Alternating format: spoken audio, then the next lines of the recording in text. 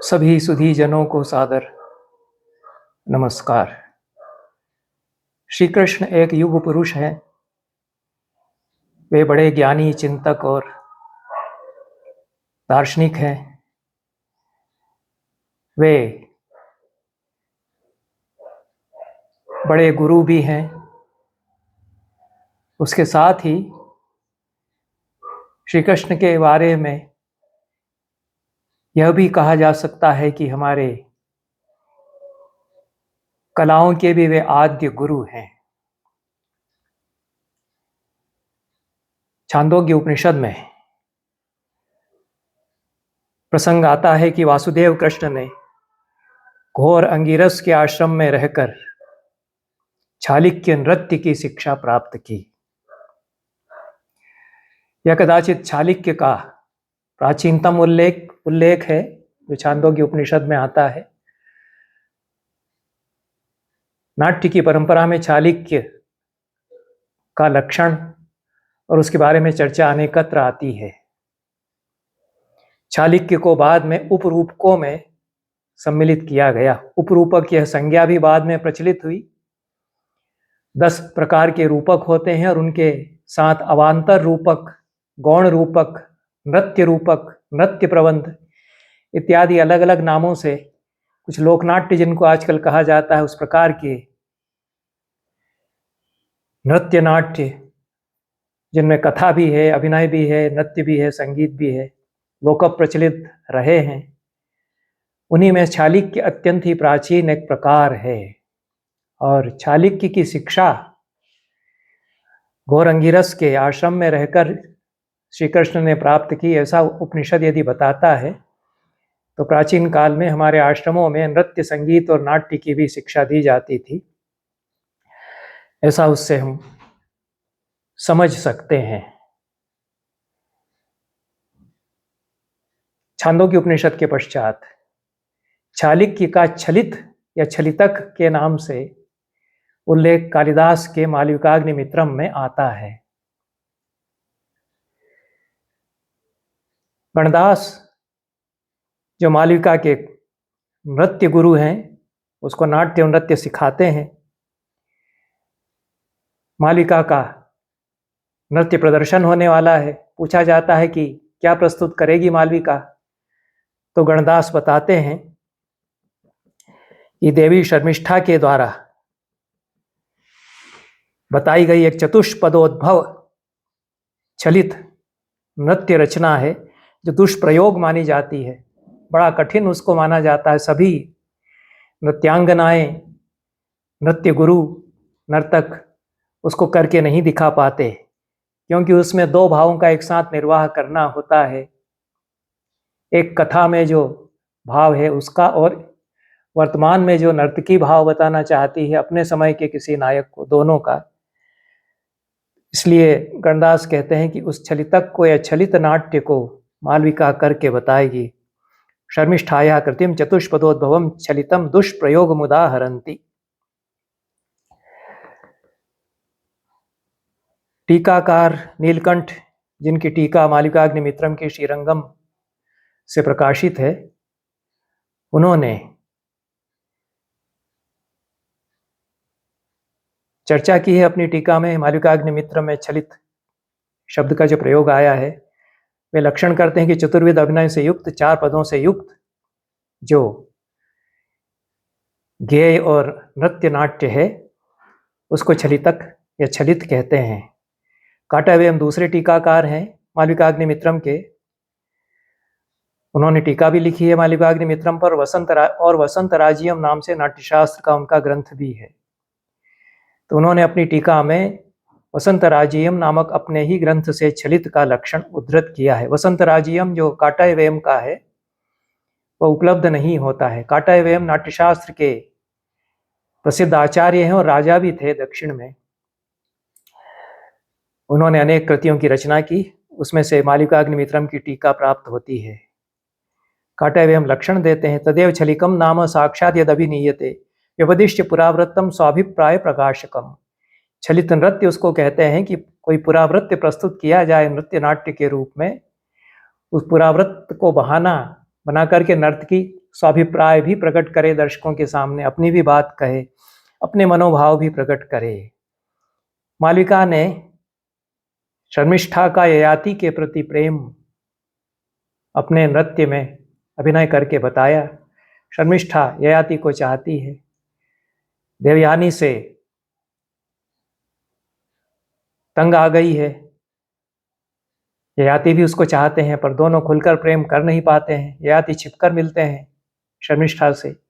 शर्मिष्ठा दासी के रूप में देवयानी के साथ आई है, यद्यपि वह राजा वृषपर्वा की पुत्री है, असुर सम्राट वृषपर्वा की पुत्री है, राजकुमारी है, पर शर्त हार गई है, तो देवयानी ने उसको दासी बना रखा है। ययाति तो उस पर मुग्ध है। यह जो जटिल ताना बाना है कथानक का, उसमें शर्मिष्ठा ने कोई नृत्य नाट्य प्राचीन काल में किया, उसमें उन्होंने जो छलित के बहाने छलित नाट्य करते हुए अपनी मनोभावनाएं व्यक्त की, और शर्मिष्ठा की कृति मानी गई, वह चल पड़ी उनके नाम से। मालविका भी उसी का अभिनय करेगी, ऐसा गणदास बताते हैं यहाँ पर। तो छलित का दूसरा उल्लेख मिलता है, लेकिन छलित का, चालिक्य और छलित दोनों एक ही नृत्य नाट्य के नाम हैं, जिसको उपरूपक भी कहा गया। उसके वर्णन बाद में भी नाट्यशास्त्र के आचार्यों ने किए हैं। संगीत शास्त्र के और नाट्यशास्त्र के ग्रंथों में भोज के सरस्वती कंठाभरण में इदम तो श्रृंगार वीर रस प्रधानत्वात् छलिकम, श्रृंगार और वीर रस दोनों ही एक साथ प्रधान होते हैं इसमें, इसलिए चलितक ये कहा जाता है कि श्रृंगार के साथ साथ वीर के साथ साथ श्रृंगार इसमें छल से प्रस्तुत किया जाता है, सम्मिश्रण दोनों का हो जाता है, और तांडव और लास्य दोनों प्रकार के नृत्यों का भी इसमें सम्मिश्रण हो जाता है, ऐसा आचार्य बताते हैं। आचार्य परंपरा नाट्यशास्त्र की यह भी बताती है कि इसी को चालिक्य भी कहते हैं, इसी को छलित या छलितक भी कहते हैं। छल शब्द से ही ये शब्द बने हैं, कुछ छल इसमें रहता है, बहाना नर्तक करके कुछ और बताना चाहता है। अन्यापदेश भी जिसको काव्यशास्त्र के अलंकारों में कहा जाता है, वह चालिक्य की पहचान है। तो पूरी परंपरा का बड़ा जीवंत वर्णन फिर चालिक्य कैसे विकसित होता है अन्य नृत्य नाट्य रूपों में विकसित होता है, इसका सुंदर वर्णन हरिवंश पुराण में आता है। हरिवंश पुराण अत्यंत प्राचीन है पुराणों में, उसकी चर्चा मैं करता रहा हूँ। महाभारत का खिल भाग यह माना जाता है, महाभारत का ही परिशिष्ट यह माना जाता है। यद्यपि भंडारकर शोध संस्थान से प्रकाशित जो हरिवंश पुराण है, उसमें चालिक्य संबंधी कतिपय अंश प्रक्षिप्त बताए गए हैं, और गीता प्रेस गोरखपुर के संस्करण में विस्तार से चालिक्य का वर्णन हरिवंश पुराण में 89वें अध्याय में विष्णु पर्व में मिलता है। और हरिवंश पुराण में एक विचित्र बात यह है कि चालिक्य का वर्णन होता है, फिर रास होने लगता है और हल्लीसक उसमें आ जाता है। ये तीनों का वर्णन फिर एक साथ हरिवंश पुराण करता है, पर कृष्ण की जो बाल लीलाएं हैं उनके प्रसंग में कहीं भी चालिक्य का रास का उल्लेख, जहाँ तक मैंने पढ़ा, हरिवंश पुराण दोनों ही संस्करणों में नहीं करता है। श्रीमद् भागवत में तो कालिय मथन के पश्चात श्री कृष्ण कहते हैं कि आओ अब हम नृत्य करेंगे, और गोपियों को बुला करके बंशी की तान पर नृत्य कराते हैं, रास आरंभ हो जाता है। पर यह प्रसंग हरिवंश पुराण में नहीं है, जो कि श्रीमद् भागवत से अधिक प्राचीन है, और पूरी जो हमारी कला परंपरा है उसकी दृष्टि से अधिक प्रामाणिक और महत्वपूर्ण भी है। तो यह 14वां सर्ग विष्णु पर्व का, जिसमें कालिय नाग का दमन करने के पश्चात श्री कृष्ण यमुना रथ से, उसको शंख रथ भी कहा गया है, बाहर आते हैं और फिर ग्वालों के साथ गाते बजाते हैं, इतना उल्लेख तो मिलता है। पर चालिक्य नृत्य उन्होंने किया, ऐसा उल्लेख यहाँ पर नहीं आता। पर श्री कृष्ण नृत्य विशारद हैं, गान विशारद हैं, बांसुरी बहुत अच्छी बजाते हैं, वंशी वादन में निपुण हैं। ऐसा इस हरिवंश पुराण के इन प्रसंगों से तो प्रकट होता ही है। और छालिक के जो दुष्प्रयोज्य, यह भी हरिवंश पुराण कहता है, आसान नहीं है। यह भी कहता है हरिवंश पुराण कि दो इसकी जातियां हैं, दो प्रकार इसके हैं, सुकुमार जाति और गांधर्व जाति। चाणक्य का बड़ा शास्त्र बनने लगा था और लेश भी इसका दूसरा नाम है। शक्यम न चालिक्य मृते तपो भी स्थाने विधानान्यत मूर्छनासु। हरिवंश पुराण में कहा गया जो चाणक्य नृत्य फिर किया श्री कृष्ण ने, यह 89वें अध्याय में फिर चाणक्य का वर्णन हरिवंश पुराण करता है। 14वां अध्याय जो है जिसमें कि काली नाग का मथन करके और श्री कृष्ण आते हैं, उसमें केवल गान संगीत आदि श्री कृष्ण ने किया, इतना वर्णन है संक्षेप में। लेकिन पिंडारक क्षेत्र में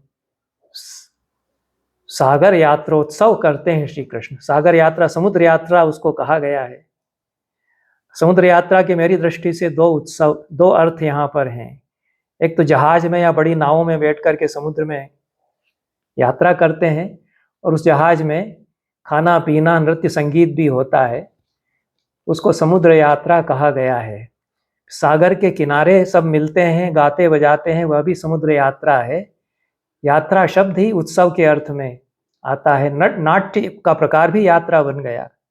हमारे यहाँ यात्रा एक थिएटर का प्रकार है और मंदिरों में यात्रा जो होती थी देवता की, उसके साथ 1 सप्ताह तक नाटक किए जाएं, ऐसा विष्णु धर्मोत्तर पुराण निर्देश देता है। यह भी बहुत महत्वपूर्ण पुराण है और प्राचीनतम पुराणों में से यह है। 18 महापुराणों में गिनती नहीं होती है हरिवंश पुराण की और विष्णु धर्मोत्तर पुराण की, इससे अंतर नहीं पड़ता।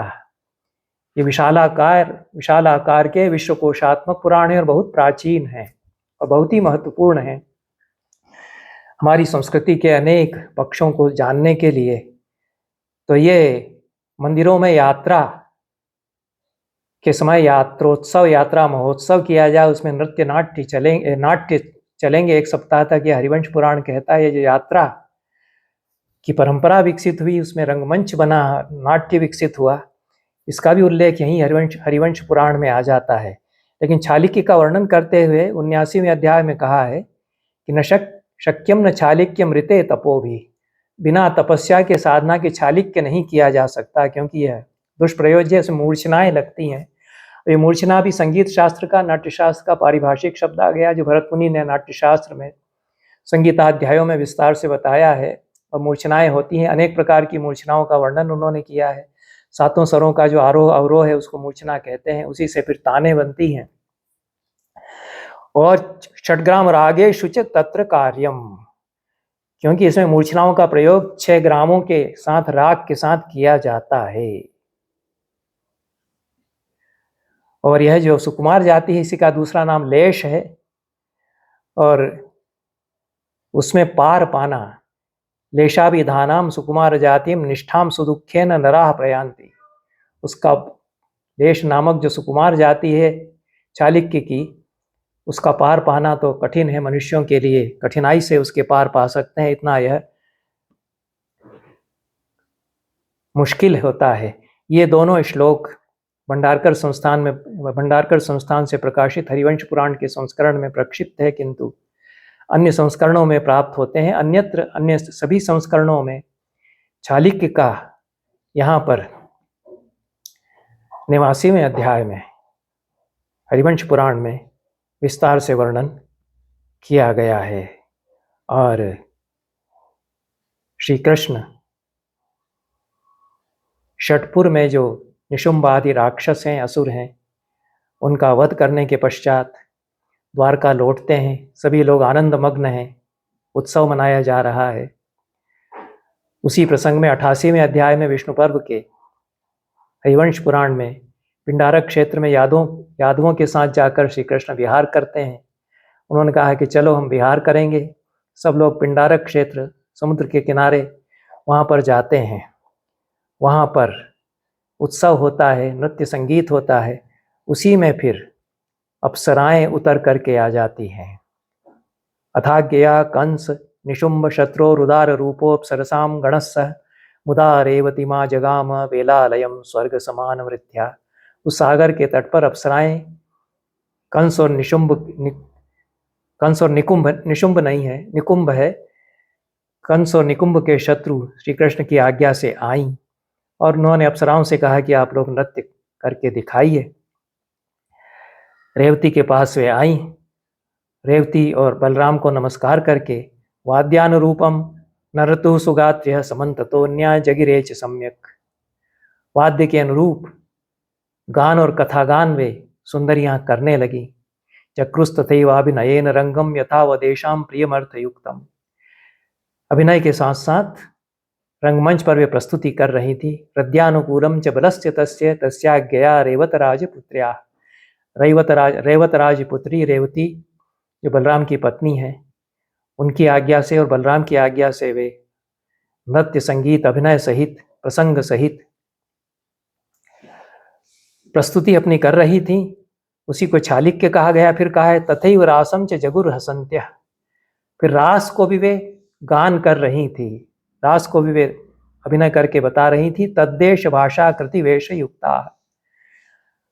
तत्त देश की भाषा और आकृति और वेश से युक्त होकर के, जिस देश का प्रसंग है उसी देश की भाषा और वेश धारण करके वे रास भी कर रही थी। सहस्त्र तालम ललितम सलीलम वरांगना मंगल समृतांग।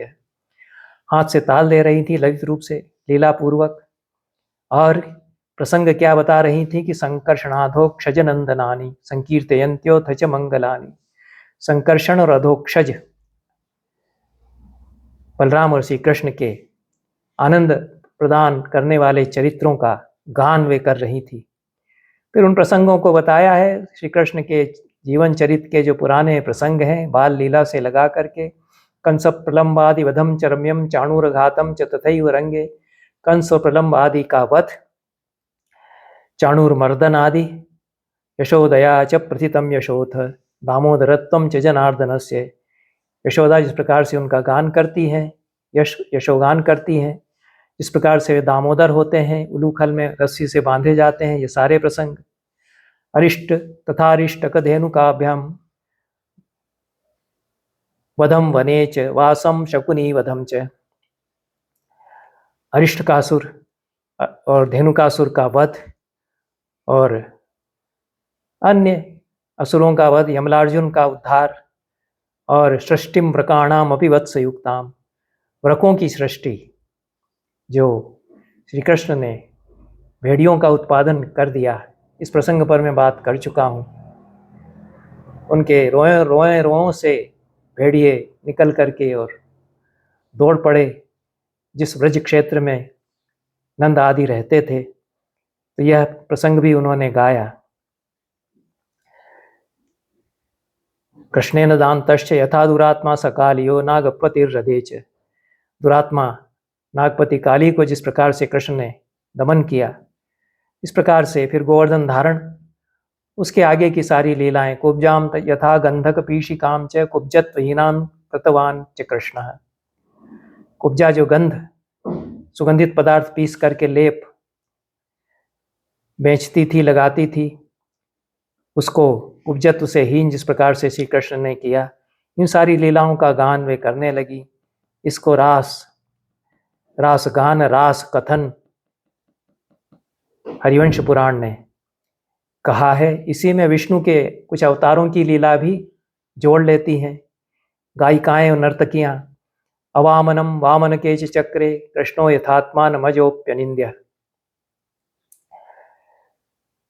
वामन अवतार में अपने आप को अवामन उन्होंने बना दिया, इत्यादि लीलाएं श्री कृष्ण की उन्होंने वहां पर साभिनय करके बताई और संपूर्ण जीवन चरित श्री कृष्ण का साभिनय करके बताया।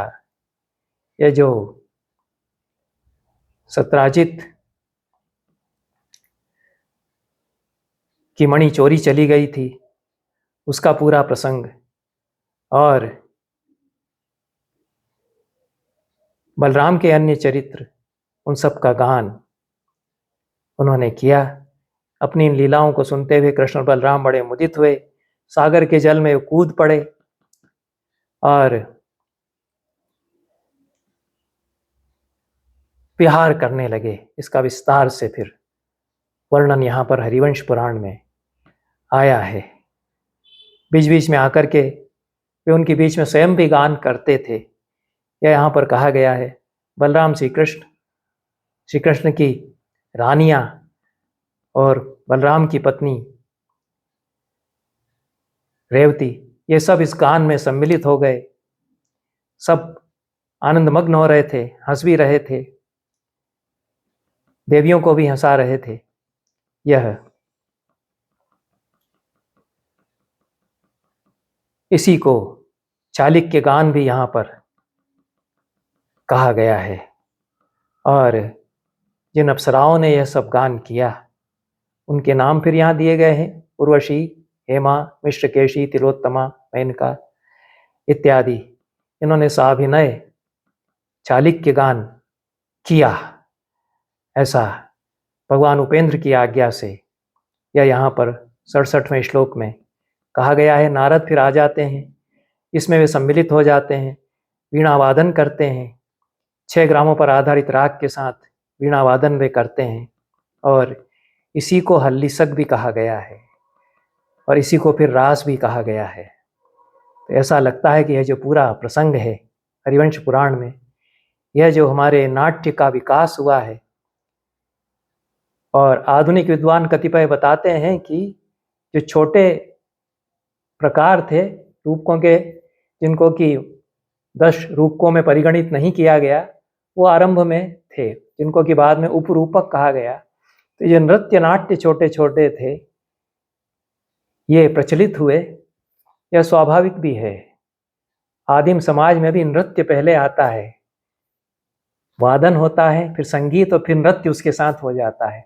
वादन, संगीत और नृत्य, फिर उसमें अभिनय जोड़ करके, कोई प्रसंग जोड़ करके उसमें नाट्य रूपता आ जाती है।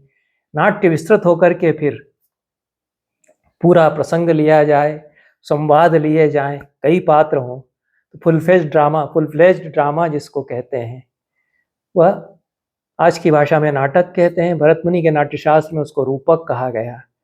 और जो अन्य प्रकार पहले से प्रचलित थे उनको बाद में परिभाषित किया गया। उनको कहीं गेय रूपक, कहीं नृत्य रूपक, कहीं नृत्य प्रबंध और बाद में उपरूपक भी कहा गया। अमृतानंद योगी ने अलंकार संग्रह में सबसे पहले 12वीं-13वीं शताब्दी में उपरूपक की संज्ञा का प्रयोग इनके लिए किया और बाद में फिर साहित्य दर्पण आदि में भी इस संज्ञा का प्रयोग इनके लिए किया गया।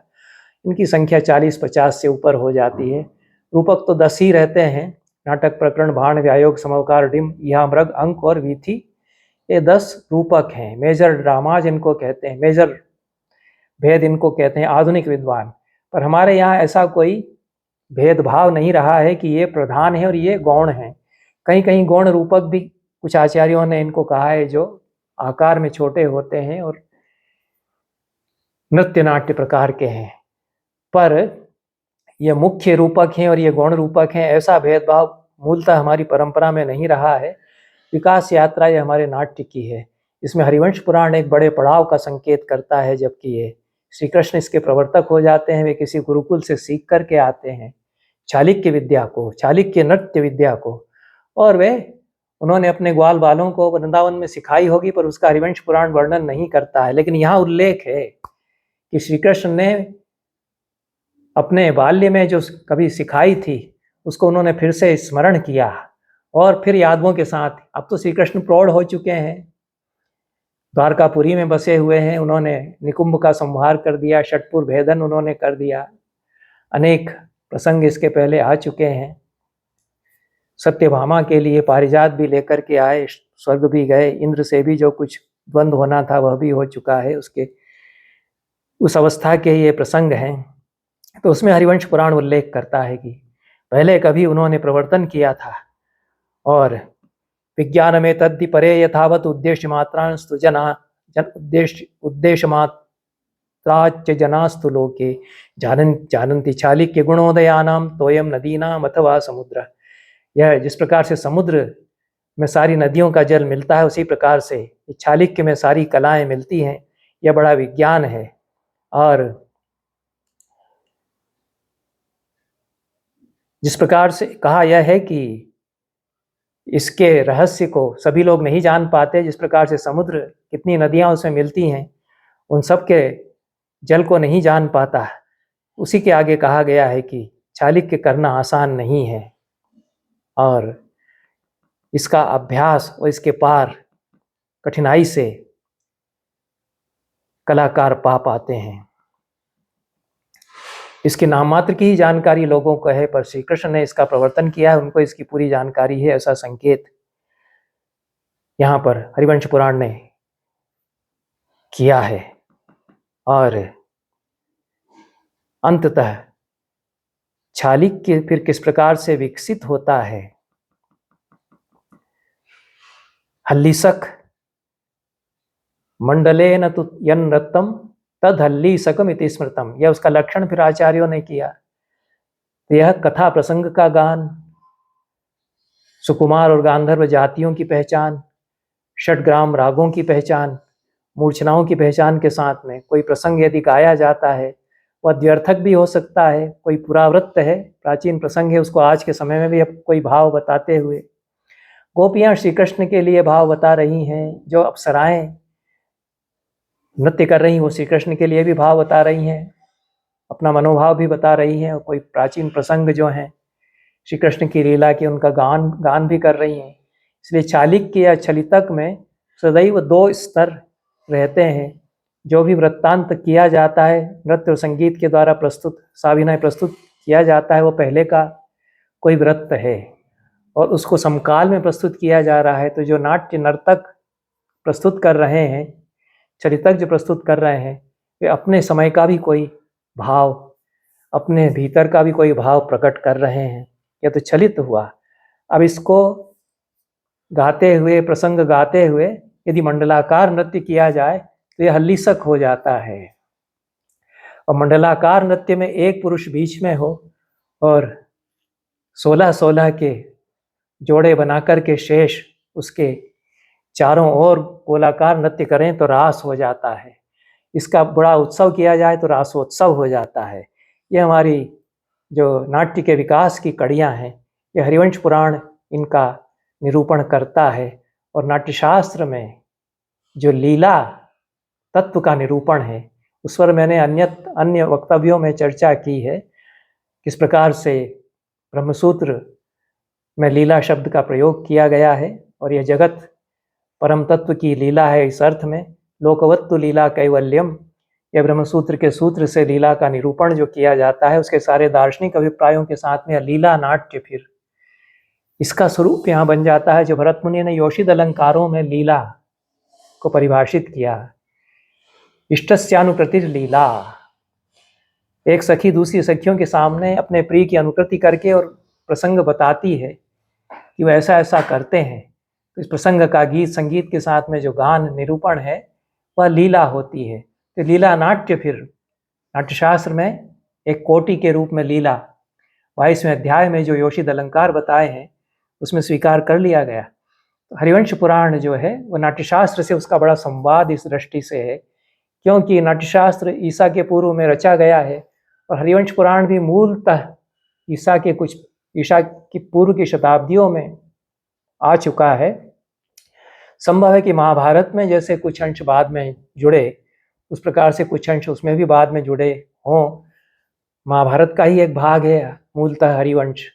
तो महाभारत जिस प्रकार से 1 लाख श्लोकों का हुआ और हरिवंश पुराण फिर उसमें जुड़ा है, हरिवंश पुराण में भी कुछ अंश बाद में जुड़े होंगे, लेकिन ये जो पूरा महाभारत और पूरा हरिवंश पुराण है ये हमारी पूरी सांस्कृतिक विकास यात्रा का बड़ा साक्ष्य देते हैं। और 1500 वर्षों की जो हमारी सांस्कृतिक यात्रा है, ईसा पूर्व की शताब्दियों से लगा करके ईसा की 4थी शताब्दी तक, उसमें जो अनेक पड़ाव आते हैं उनका साक्ष्य देते हैं। हरिवंश पुराण इस दृष्टि से नाट्यशास्त्र से भी संवाद करता है, क्योंकि लीला और हल्लीसक, रास, चलितक, इनका प्रतिपादन ये जो पूरी नाट्यशास्त्र की परंपरा भरत मुनि और उनके पश्चात के सैकड़ों आचार्यों की परंपरा करती है, उसका निरूपण हरिवंश पुराण करता है। यहीं पर आज के प्रसंग को समाप्त करते हैं। सभी को बहुत बहुत धन्यवाद। नमस्कार।